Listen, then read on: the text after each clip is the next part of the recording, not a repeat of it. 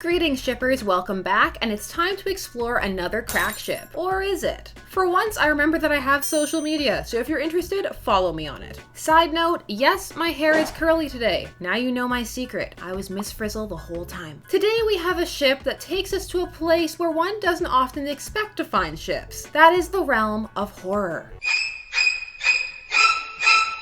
A special thanks to the person who tweeted this at me. It really encouraged me to get on this. We're going to be talking specifically about some horror icons. Although for one, some may find the term icon to be a bit generous. Others would argue the very events we are about to discuss have made them icons of more than just the horror variety. Our two characters come to us from two very different horror movies. 1. The Babadook, a small 2014 horror film that ballooned into much more, gaining critical acclaim for its tense atmosphere and terrifying props. The film is a psychological horror thriller centered around a fraught and depressed mother parenting a difficult child. Her world is disturbed by the terrifying creature in her child's pop-up book, known as the Babadook. As her life begins to unravel, his terrifying presence simply grows. The other, It. This 2017 update is the most recent at the time of this recording update of Stephen King's behemoth of a novel entitled It, the book that taught the world to be even more terrified of clowns than they were already. The story follows a group of youngsters and then adults as they must survive encounters with the sinister child-killing Pennywise, a nightmarish clown that has haunted their childhood and terrorized the state of, you guessed it, Maine. So how exactly did these two characters come to be LGBT icons? Well, funnily enough, for one of them, it appears to have been an accident. The tale of how the Babadook came to be an LGBT icon is a fascinating one, and originates on the beloved and hated site known by many fans,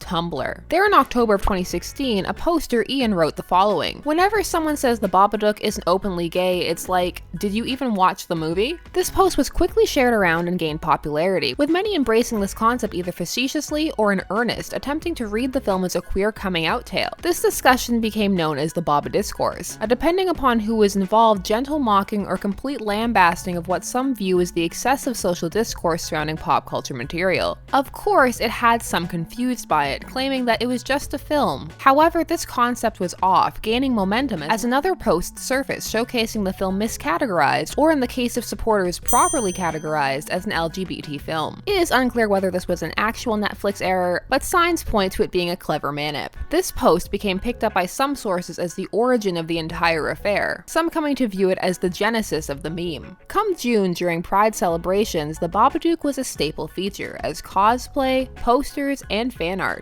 All of these abounded shared on social media, with some scholars beginning to lend credence to the idea that perhaps there was legitimate coding. Thusly, the idea was cemented, embraced by most, particularly within the LGBT community. That is not to say there were not detractors. Some felt that attaching such coding to a horrific figure meant to inspire fear was quite negative and added to the stigma surrounding homosexuality. But for most, the gay Babadook remained a positive experience, full of fun and good-natured ribbing, a realm where for many it felt like jokes were once more acceptable, as was actual discourse. So that was the journey for the Babadook, but what about for Pennywise, as it is the modern Pennywise this has occurred with? Well, it is safe to say that Pennywise would not have achieved a similar status without what first occurred with the Babadook, as for many, Pennywise's addition to this headcanon was largely as an attempt to give the Babadook a boyfriend. Fans became fascinated with the idea that the two would be good together and have a positive, fruitful relationship, an amusing juxtaposition with their fear-themed origins. Once more, the internet, particularly social media, was having a ball, taking fans on a journey that is still ongoing. So is this a crack ship, or is there something plausible about the pairing of these two monsters? Pennyduke, or Baba Wise as it has come to be called, may appear to be entirely crackish at first glance, but actually has some potential as a legitimate ship given how seriously some take their Baba discourse, as well as the potential for shared universes given the characters' origins. Both participants as supernatural beings exist outside the realm of logic already, meaning that the idea that they could inhabit the same realm is not an implausible one. The two both spend their existence